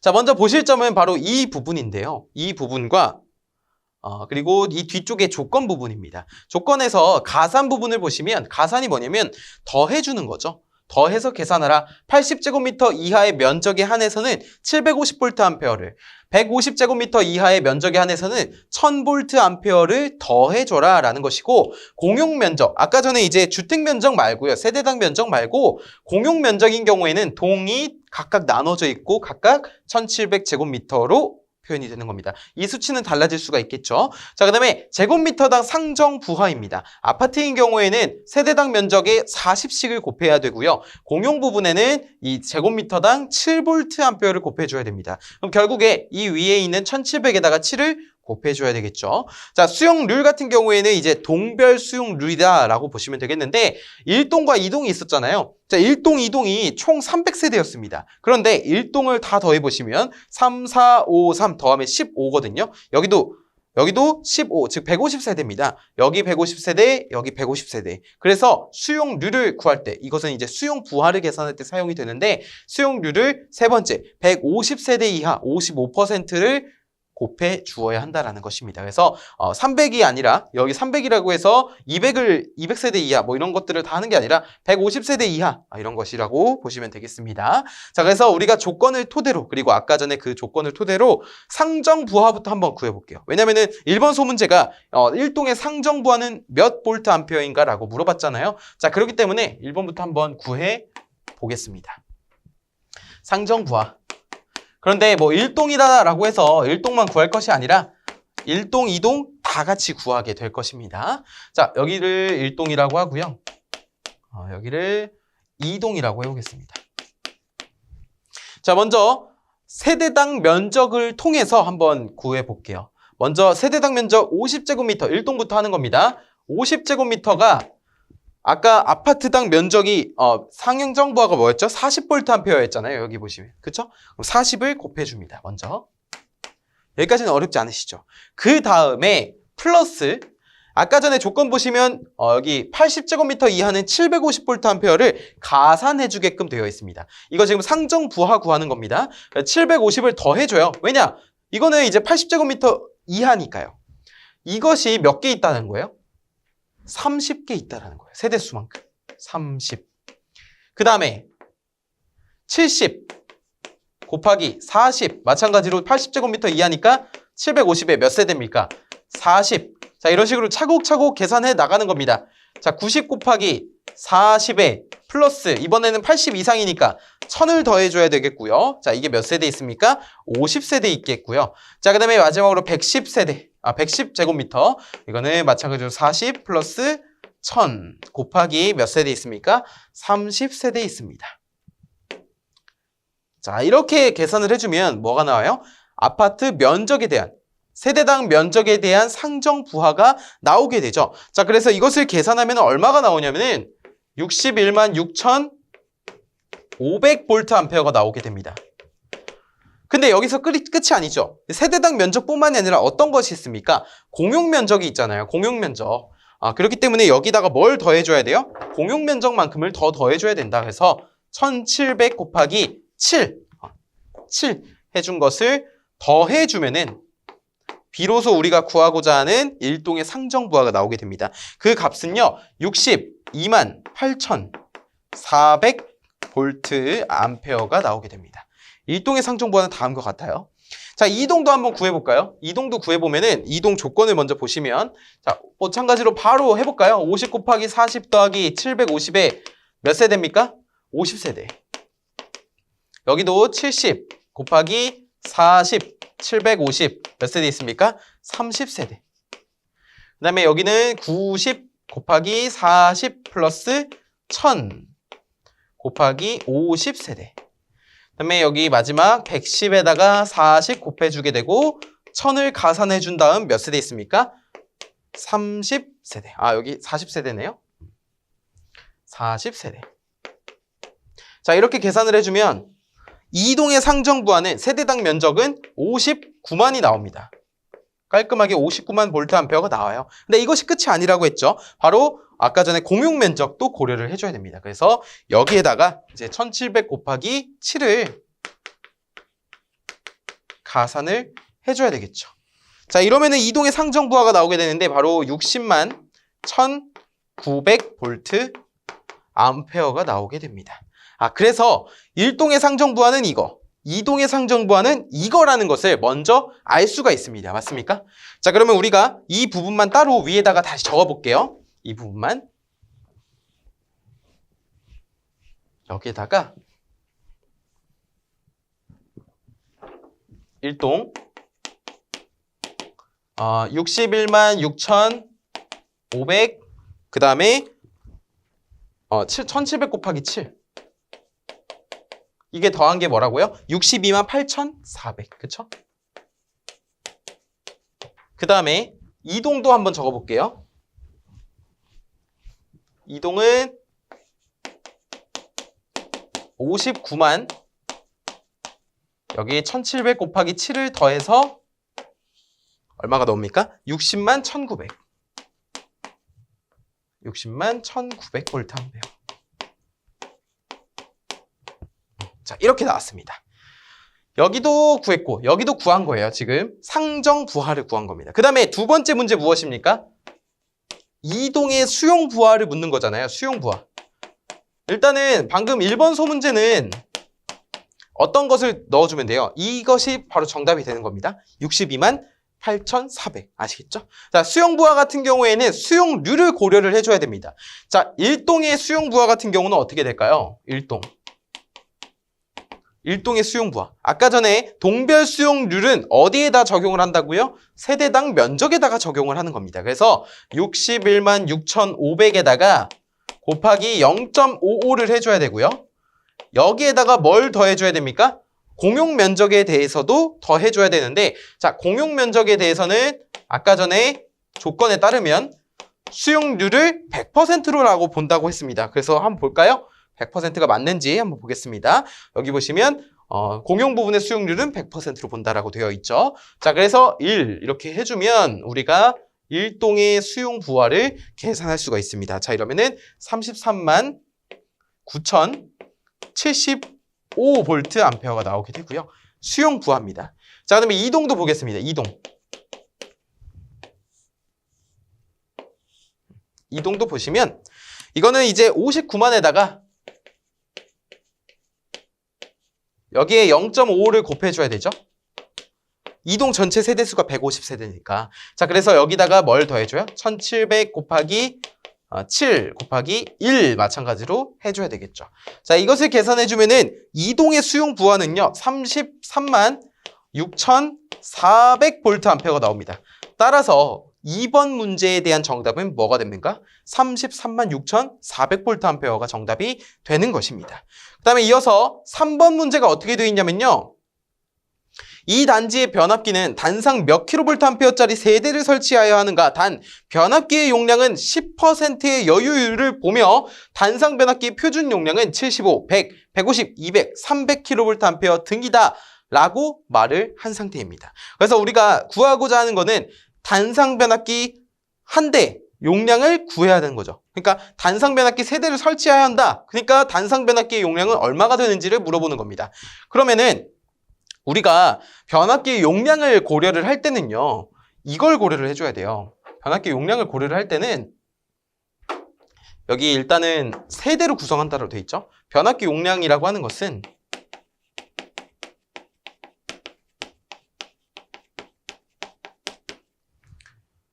수용 부하를 기준으로 고려를 합니다. 왜냐? 수용 부하를 고려를 했다는 건 뭐예요?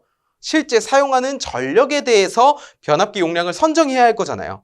왜냐하면 수용률이라는 것이 있으니까 변압기 용량, 설비 용량이 아니라 수용 부하를 고려한 것으로 변압기 용량을 설계를 해줘야 되겠죠. 그래서 변압기 용량을 계산을 할 때 우리가 피상 전력을 이 두 개를 합쳐주게 됩니다. 먼저 합쳐줄게요. 그러면 33만 9,075죠? 9,075 더하기 33만 6,400 이거를 뭘로 나눠줘야 됩니까? 동간 부등률로 나눠줘야 됩니다. 동간 부등률 1.4. 자, 이거 어디서 많이 본 식 아닙니까? 이거는 바로 합성 최대 수요 전력을 구하는 공식에서 비롯된 것입니다. 우리가 변압기 용량을 구할 때는 부등률로 나눠주죠. 어떤 것을? 설비 용량 곱하기 수용률을 해준 것을. 자, 그것을 우리가 수용 부하로 각각 구했잖아요. 그렇기 때문에 이것을 계산해주면 변압기 용량이 나온다라는 겁니다. 자, 이것을 계산을 해주게 된다면 우리가 얼마가 나오게 되냐면 여기에 이제 요거는 이제 볼트 암페어이기 때문에 킬로볼트 암페어로 바꾸면은 여기 10의 마이너스 세제곱을 해줘야 되겠고요. 자, 그 다음에 문제에서 2번 조건에 따르면 역률은 100%로 본다라고 했으니까 이 식에서 원래는 역률이 이렇게 있어야 돼요. 근데 역률이 100%라고 했으니까 그냥 이것은 쓰나 마나입니다. 지워도 되고 곱하기 1 써도 상관없습니다. 자, 어쨌든 이것을 계산하게 되면은 이 값은 얼마가 나오냐면요. 490.98 킬로볼트 암페어가 나옵니다. 그런데 여기서 구한 이 변압기 용량은요. 단상 변압기 3대입니다. 3대.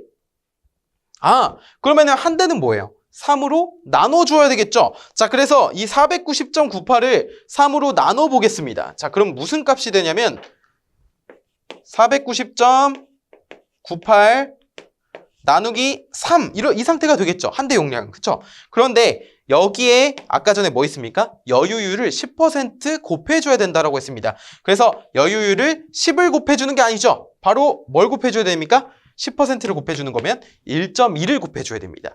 여유라고 하는 거는 추가로 더 남긴다라는 거잖아요. 그렇기 때문에 뭐 10을 곱하거나 0.1을 곱하는 것이 아니라 1.1을 곱해야지 변압기의 여유를 고려한 용량이 되는 것입니다. 자, 그래서 여기서 1.1을 곱해주게 되면 그 값은요 180.03kV 암페어가 나오게 돼요. 그런데 아까 전에 변압기 전격 용량 이제 문제 보시면은 75, 100, 150, 200 이런 식으로 전격이 주어져 있었죠. 또는 표로 주어져 있습니다. 자, 그런 것을 참고해서 이것을 적으면 안 되고 최종 답에는 뭘 적어야 돼요? 200kV 암페어 선정 이렇게 적어주셔야 됩니다. 또는 그냥 200kV 암페어. 여기까지 해야 아까 전에 그 문제, 변압기 용량을 구하는 문제의 정답이 되는 것입니다. 자, 그 다음에 한번 지우고 우리가 4번 문제 볼게요.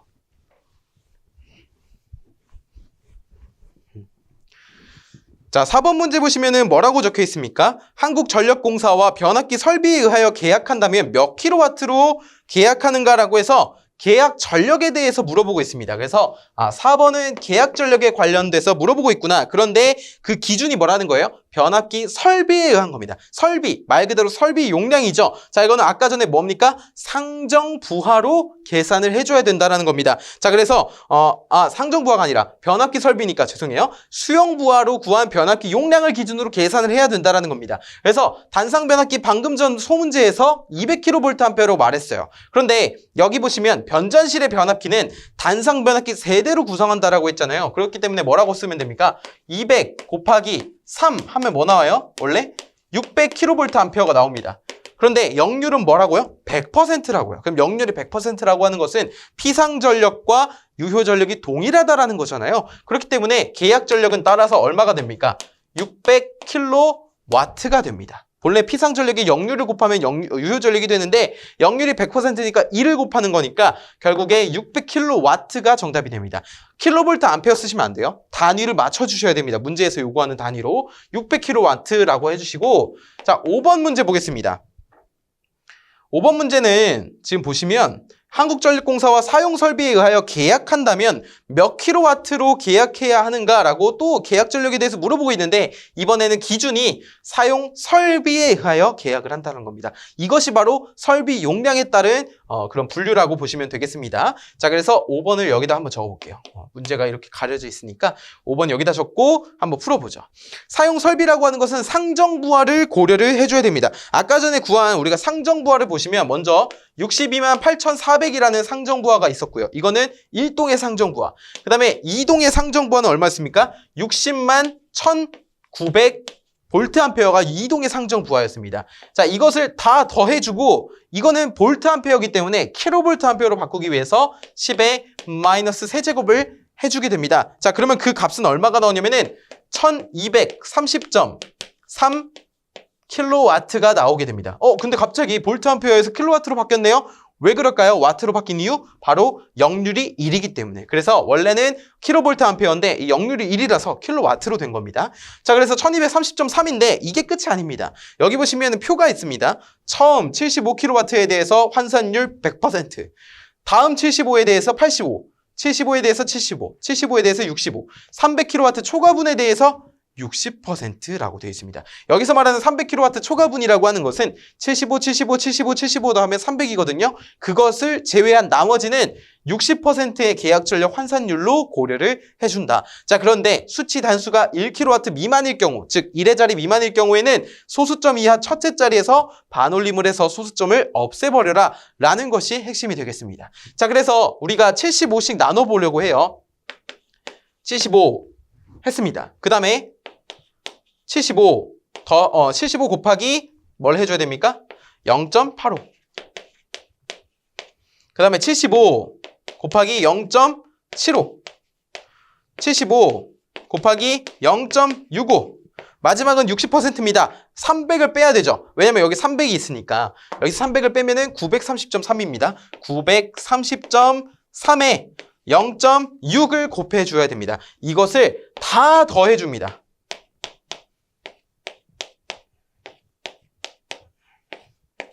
이러면 얼마가 나온다는 거예요? 이러면 그 값은요 801.93kW가 나옵니다. 그런데 문제에서 뭐라고 했죠? 소수점 이하 첫째 자리에서 반올림을 하라고 했습니다. 그렇기 때문에 801.93 첫째 자리 9죠. 반올림하면 뭡니까? 802가 됩니다. 그래서 정답을 801.93이 아니라 802kW다라고 정답을 작성을 해줘야 하는 겁니다. 그래서 우리가 이렇게 테이블 스펙에 대한 대표적인 문제를 풀어보았는데요. 이 문제는 얼마든지 또 변형이 가능합니다. 그렇기 때문에 지금 제가 풀어드린 방법 그대로 한번 연습을 해보시고 여러분의 것으로 만드신다면 나중에 또 어떻게 변형이 되었을지는 모르겠지만 어떤 문제가 나오든지 간에 잘 풀이하실 수 있을 것이라고 생각하겠습니다. 다음 문제도 같이 한번 저와 함께 풀어보시죠.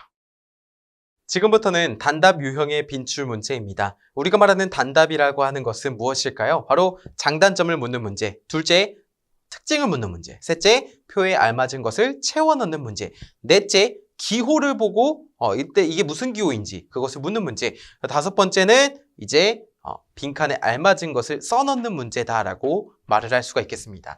그래서 이러한 단답 유형이 사실 이제 최근 회차로 오면 올수록 그 출제 비중이 감소하는 것은 사실입니다. 하지만 이제까지 5번 이상 출제된 단답 유형의 문제는 그만한 이유가 있다라는 것이에요.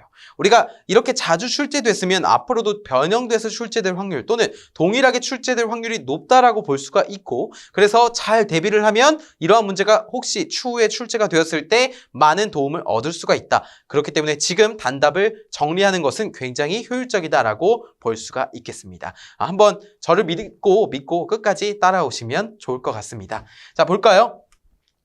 전원에 고주파 성분이 포함되어 있는 경우 부하 설비의 과열 및 이상 현상이 발생하는 경우가 있다. 이러한 고주파 전류가 발생하는 주 원인과 그 대책을 각각 3가지씩 쓰라는 문제입니다.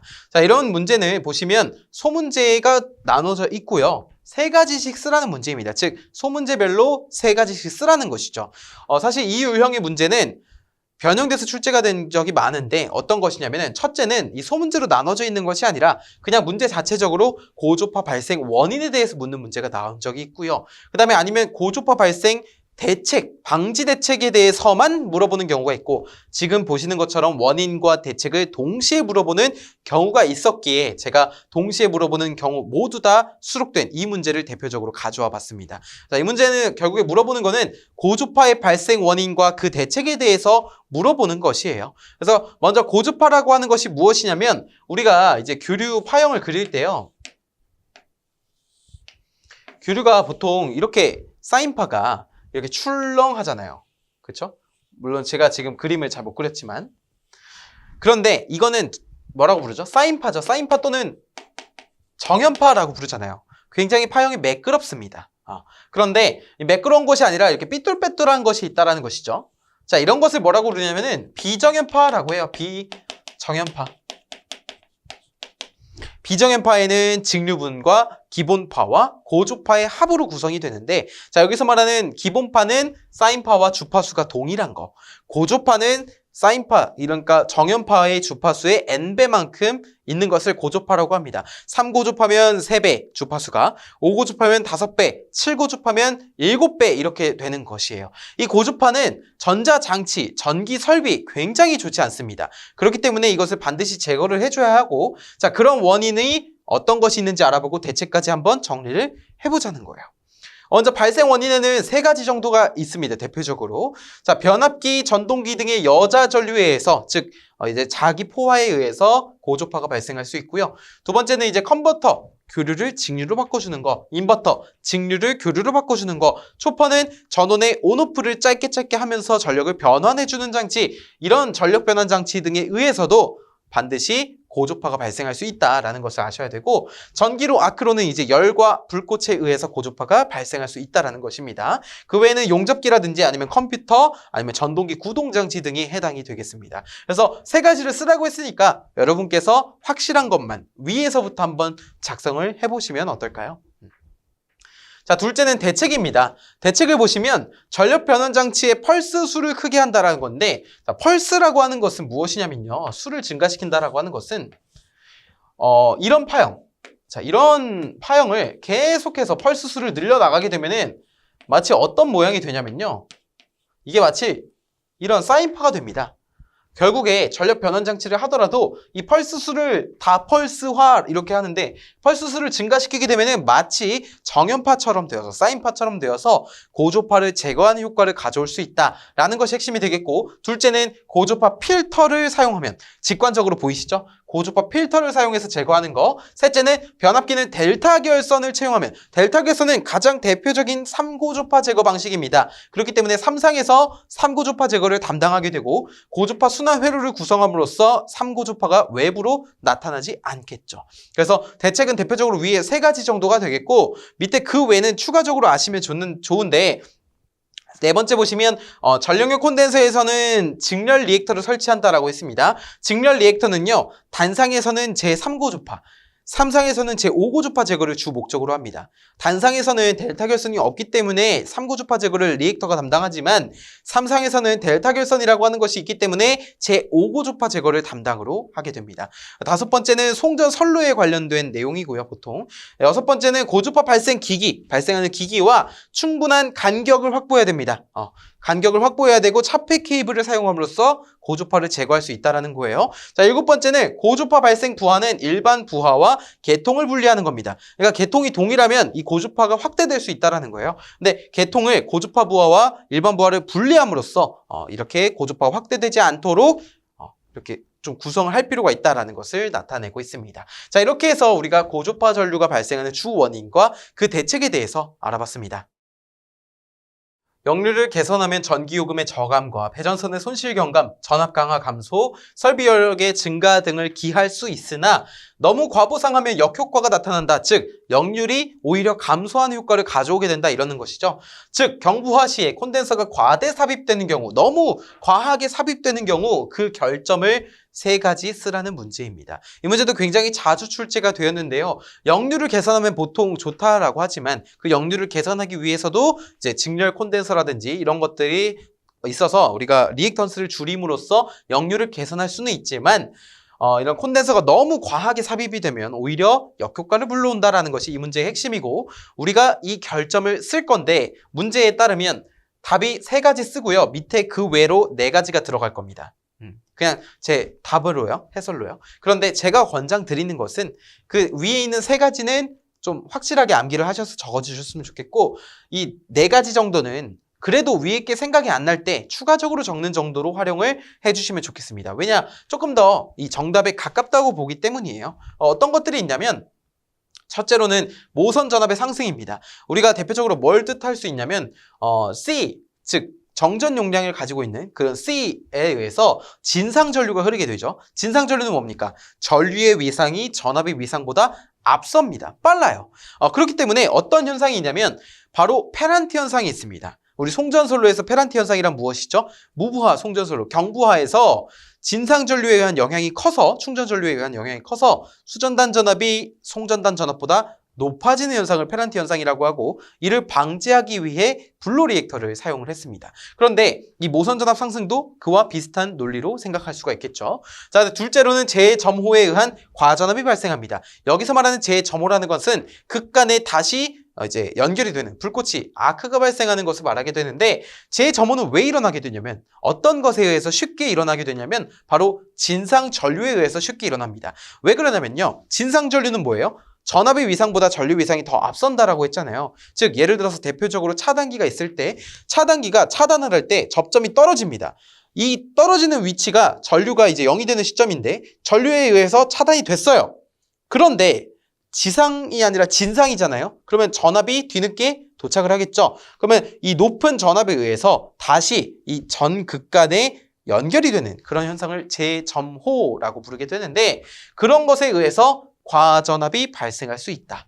자, 셋째는 계전기의 오동작입니다. 계전기의 오동작 또한 위에 있는 재점호와 같은 연유로 생각을 해주시면 되고 어쨌든 콘덴서가 과대 삽입이 되었을 때 세 가지는 반드시 좀 기억을 해주셨으면 좋겠습니다. 그 외로 이렇게 4번부터 7번까지 있게 되는데요. 고주파 왜곡의 증가에 의해서 콘덴서 과대 삽입의 결점이라고 볼 수가 있겠고 유도전동기의 자기여자 현상도 해당이 되고요. 전원설비 여유 용량 감소에 따른 과부하가 될 수 있다는 거, 과대 삽입이 되었을 때 자 선로 및 변압기의 손실이 오히려 증가하더라라는 것도 결점이 되겠습니다. 그래서 위에 있는 것을 좀 어떻게 하면 여러분께서 확실하게 암기를 하실 수 있을까 하다가 제가 예전에 공부했을 때 경험을 좀 말씀을 드리면 사실 우리가 단답 유형을 암기할 때 문장이 굉장히 깁니다. 그리고 단답이 한두 개가 아니라 수백 개, 수천 개가 되잖아요. 그래서 이걸 일일이 다 기억하려고 한다면 달달달달 불경 외우듯이 외운다면은 절대 기억을 하기가 쉽지 않습니다. 그렇기 때문에 제가 추천드리는 방법은 앞글자만 따는 겁니다. 앞글자만 따서 진짜 말도 안 돼도 되거든요. 말이 안 돼도 돼요. 무슨 말이냐면은 너무 엉뚱한 것도 괜찮다라는 거예요. 오히려 엉뚱하면 오히려 좋습니다. 왜냐? 제 머릿속에 더 기억이 잘 나거든요. 그래서 제가 생각한 건 무엇이냐면 모재개 있죠. 모재개 앞글자를 땁니다. 길을 가는 거예요. 길을 가다가 친구랑 가는 거죠. 이렇게 가는데 옆에 누가 지나갑니다. 그럼 제가 친구한테 이러는 거예요. 뭐야? 제 개 아니야? 모재개. 죄송합니다. 이런 식으로 진짜 엉뚱하게 좀 기억을 해주시면 좋겠습니다. 뭐야? 제 개 아니야? 여러분 이거 나중에 기억나셔서 저 찾아주시면 제가 너무 좋을 것 같아요. 한번 외워보시고 나중에 이런 것뿐만 아니라 다른 유형의 단답들도 저처럼 좀 억지도 괜찮습니다. 억지도 괜찮으니까 한번 외우시면 좋을 것 같습니다. 여기도 고유 전선 했죠? 전선, 고유한 전선이라고 해서 앞글자를 했습니다. 제가 왜 앞글자를 추천을 드리냐면은 문장이 길다 보니까 이 앞글자가 생각이 안 나서 뒤에 내용이 생각이 나지 않았던 적이 많습니다. 제가 공부할 때. 여러분도 그렇습니까? 아마 겪으신 분들도 계실 거예요. 그래서 이 스타트만 끊어주면 뒤쪽은 제가 알아서 이렇게 달달달달 하겠는데 이 스타트를 모르니까 너무 답답한 거예요. 그래서 앞 글자를 외우는 게 조금 도움이 되더라라는 것이 제가 드리는 말씀이 되겠습니다. 이어서 다음 문제 한번 살펴보겠습니다. 동기발전기의 병렬 운전 조건 4가지를 쓰라는 문제입니다. 이 문제는요, 토시 하나 안 틀리고 그대로 5번 이상 출제됐습니다. 그만큼 중요하다라는 뜻이고, 사실 이 내용은 이제 전기기사, 전기산업기사, 전기공사기사, 전기공사산업기사의 전기기기에서 단골 문제로 출제되는 필기 문제이기도 합니다. 그렇기 때문에 필기 문제가 그대로 실기시험에서도 나올 수가 있다는 것을 보여주는 항목이기도 하고요. 병렬 운전 조건이라고 하는 것은 동기발전기를 병렬로 운전할 때 반드시 지켜야 할 조건이고, 만약에 이것이 조건이 지켜지지 않았을 때는 어떤 현상들이 발생하는지, 자, 그것을 함께 알아보겠습니다. 암기법도 제가 좀 재밌는 거 준비했으니까 기대해 주시면 좋겠습니다. 자, 먼저 기전력의 크기가 같아야 합니다. 만약에 기전력의 크기가 같지 않다면 무효 순환전류, 이것을 무효 횡류라고 부르게 되는데요. 그 무효 횡류가 흐름으로써 역률도 달라지고 발전기가 과열됩니다. 자, 둘째는 기전력의 파형이 같아야 됩니다. 기전력의 파형이 같지 않으면 어떻게 되냐면 고조파 무효 순환전류가 흐르고 그 고조파 전류에 의해서 저항 손실, 즉 동손이 증가하게 됩니다. 그래서 우리가 이런 조건이 지켜지지 않았을 때는 이런 영향이 발생하더라라는 것도 추가로 아시면 좋을 것 같고, 자, 셋째는 기전력의 위상이 같을 것입니다. 기전력의 위상이 다를 경우에는 어떻게 되냐면 마찬가지로 동기화 전류가 흐르는데 이번에는 유효 횡류입니다. 유효 횡류는 이제 수수 전력이 발생한다라고 하는데, 수수는 주고받는 전력이다라고 하는데, 그런 것들이 왔다 갔다 하면서 동기화 전류가 흐르게 되고요. 출력이 주기적으로 동요하고 발전기가 과열됩니다. 자, 마지막으로 기전력의 주파수가 같아야 됩니다. 기전력의 주파수가 같은 경우가 만약에 다르다면은 주파수가 다르기 때문에 난조가 발생할 수 있어요. 난조가 발생해서 우리가 좋지 않다. 동기발전기 난조 현상도 되겠고요. 그 다음에 삼상인 경우에는 상회전 방향이 같아야지만 됩니다. 상회전 방향이 다르면 안 돼요. 같아야 돼요. 다르면 큰 전류가 흐르게 됩니다. 아시겠죠? 자, 그래서 제가 지금 노란색 글자 칠한 거 보이시나요? 크, 위주. 이거 어떤 거 같으세요? 바로 암기법입니다. 제가 이제 국밥집을 가는 거예요. 국밥집을 가서 단골 국밥집에 갑니다. 이모님을 부르겠죠. 이모님 이렇게 부르면 이모님이 왜 이렇게 하시겠죠? 그러면은 그 국밥을 제가 주문을 합니다. 국밥을 주문할 때 어떻게 하냐면은 이모가 알았어 맛있게 해줄게 라고 한 다음에 제가 파 위주로 많이 넣어주세요. 토핑 어떤 걸로 넣어줄까 하면은 파 위주로 넣어주세요. 죄송합니다. 제가 문제를 강의할 때 계속 죄송하다라고 하는데 이게 좀 잘 기억날 겁니다. 여러분 국밥집 상상하면서 배고프시잖아요. 또 공부하시다 보면은 국밥집 상상하시면서 파 위주로 넣어주세요. 이게 뭐였더라? 동기발전기 병렬 운전 조건이더라. 이런 것들을 좀 연결을 좀 엉뚱하더라도 하시다 보면은 우리가 쉽게 이 문제를 기억하는 방법이기도 하니까 여러분도 꼭 이 암기법을 쓰실 필요는 없어요. 이런 식으로 만드시라는 거예요. 좀 엉뚱해도 좋으니까. 자, 이렇게 동기발전기의 병렬 운전 조건 4가지에 대해서 알아봤습니다. 인텔리전트 빌딩은 빌딩 자동화 시스템, 사무 자동화 시스템, 정보통신 시스템, 그리고 건축 환경을 총망라한 건설과 유지 관리의 경제성을 추구하고 있는 빌딩이라고 할 수가 있다. 이러한 빌딩의 전산 시스템을 유지하기 위해서 비상전원으로 사용되고 있는 UPS에 대해서 다음 각 물음에 답하라는 문제입니다. 이 문제도 5번 이상 출제가 되었는데요. 그대로 토시 하나 안 틀리고 그대로 출제가 되었습니다. 그래서 무슨 말입니까? 이것을 확실하게 풀 줄만 알면 나중에도 나왔을 때 우리가 대비를 할 수가 있다는 것이고요. 첫 번째 보시면 UPS를 우리말로 표현하시오라고 했는데 UPS의 먼저 영어 명칭을 보시면 Uninterruptible Power Supply입니다. 즉 무슨 말이죠? 이게 바로 무정전 전원 공급 장치 이렇게 쓸 수가 있겠고요. 자, UPS에서 AC, DC로 가는 부분을 뭐라고 부를까요? 바로 DC로 바뀌어야 되니까 직류로 바뀌는 거니까 컨버터가 되겠죠. 그 다음에 DC에서 AC로 바뀌는 부분을 우리가 인버터다라고 부르게 됩니다. 명칭을 각각 무엇이라 부르는가 했으니까 명칭을 적어주시면 되는 거예요. 자, UPS가 동작되면 전력 공급을 위한 축전지가 필요한데 그때 축전지 용량을 구하는 공식을 쓰시오. 단 기호를 사용할 경우 사용 기호에 대한 의미를 설명하여야 합니다. 만약에 이제 기호를 사용한다라는 것은 이것을 의미하는 것이죠. 자, 3번이 이렇게 되는 겁니다. 축전지의 용량을 C라고 한다면 이때 L분의 1 KI로서 구하게 되고 그 단위는 암페어 아워가 됩니다. 자, 이때 각각의 문자가 나타내는 것을 한번 쓸 필요가 있겠죠. 첫 번째, C는 축전지의 용량이고요. 단위는 암페어 아워입니다. 그 다음에 둘째로 L이라고 하는 것은 보수율입니다. 보수율은 다른 말로 뭐라고 표현할 수 있냐면 축전지에서 경련, 해가 거듭되는 동안 저하되는 비율이라고 해서 경련 용량 저하율이다 라고 표현을 합니다. 자, 세 번째 문자 뭐죠? K죠. K는 용량, 환산, 시간, 계수 이렇게 나타낼 수가 있게 되겠고, 자, 그 다음에 I라고 하는 것은 방전 전류입니다. 방전 전류는 암페어 되겠죠. 그 다음에 시간 계수의 단위는 아워가 되겠습니다. 그래서 KI 하면 뭐가 되는 거예요? 암페어 아워가 되는 거죠. 그래서 축전지 용량에 암페어 아워 단위가 쓰이는 겁니다. 이런 식으로 해서 우리가 3번에 대한 문제의 답도 적었는데 결국에 이 문제도 이제 동일하게 출제가 되었기 때문에 여러분이 한번 보지 말고 이걸 보지 마시고 한번 연습을 나중에 해보신다면은 충분히 답안으로 작성을 가능할 것이라고 생각을 합니다. 다음 문제 풀어보겠습니다.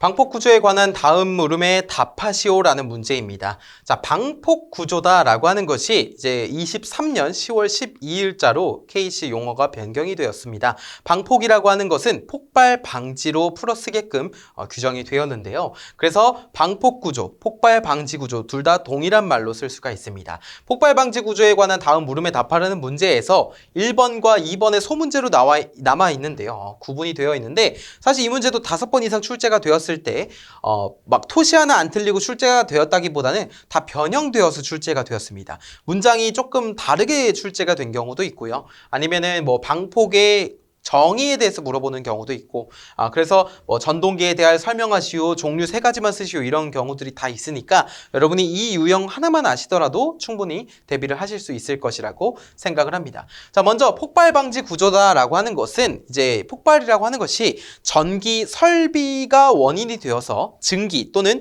먼지에 불이 붙어서 인화되거나 폭발해서 이제 나중에 폭발 사고가 발생했을 때 이를 방지하도록 하는 구조를 폭발 방지 구조다라고 표현을 하게 되는데 이런 폭발 방지형 전동기는 무엇일까요? 그럼 결국에 지정된 가스, 폭발성 가스 중에서 사용에 적합하도록 특별히 제작되고 고려된 전동기를 우리가 폭발 방지형 전동기라고 한다라는 것을 알 수가 있고, 두 번째로 보시면 전기 설비의 폭발 방지 구조 종류 중 3가지만 쓰라는 것인데 이 종류는 크게 6가지가 있습니다. 첫째, 어떤 것이 있죠? 내압 폭발 방지 구조. 둘째, 유입 폭발 방지 구조. 3번 압력 폭발 방지 구조. 넷째, 안전증 폭발 방지 구조. 다섯째, 특수 폭발 방지 구조. 여섯째, 본질 안전 폭발 방지 구조라고 되어 있습니다. 그래서 이제까지 이제 방폭 구조 이렇게 했었는데 이제는 폭발 방지 구조라고 적어 주시는 것을 권장을 드립니다.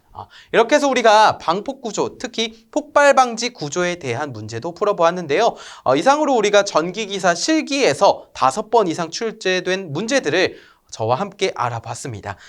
많은 도움이 되셨으면 좋겠는데요. 이 빈출 문제이니만큼 열심히 풀어서 우리의 것으로 만든다면 추후에 또 출제될 확률이 높은 것이기 때문에 분명히 좋은 도움을 받으실 수 있을 것이라고 생각을 합니다. 만약에 이제 강의 중에서 좀 궁금하신 사항이 있으시면 언제든지 질문을 해주셨으면 좋겠고요. 저는 또 다음 좋은 영상에서 좋은 모습으로 여러분께 인사를 드리겠습니다. 감사합니다.